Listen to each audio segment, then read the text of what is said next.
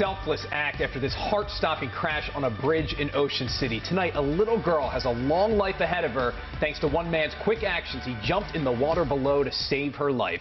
Welcome to the news at 7, everyone. I'm Rick Ritter. And I'm Nicole Baker. It's an incredible story that made national headlines. And now we get to hear from that Good Samaritan for the very first time as he's recognized by the Ocean City Fire Department. WJZ live at 7 o'clock tonight. And Amy Kawada tells us about how this all unfolded. And Amy, what was going through his head, jumping into the water and putting his own life on the line.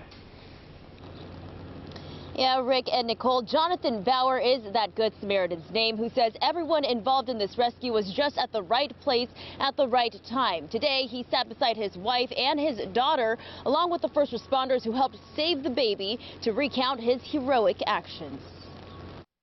When I looked out of the water, by that time she had flipped over onto her stomach, and her face was in the water. Jonathan Bauer recalls the dramatic moments when he jumped 30 feet from a bridge to save a 2-year-old child who was thrown into the Assawoman Bay. Lifted her out of the water and looked at her. Her mouth was open, her eyes were semi-open, and then I put her against my shoulder very high and aggressively patted her on the back.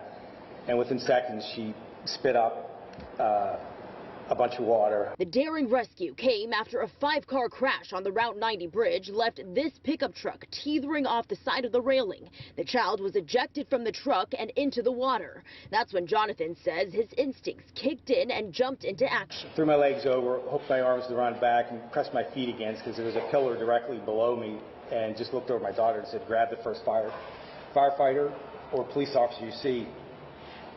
And then pushed off. The Ortel family happened to watch the whole scene unfold from the water and immediately came to the rescue by pulling Jonathan and the child onto their boat to safety. He was stoic, under control. He knew what was going on and what had just happened.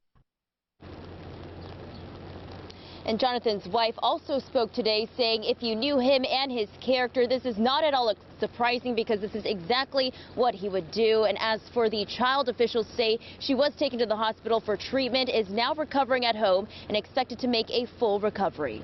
Live tonight, I'm Amy Kawada for WJZ.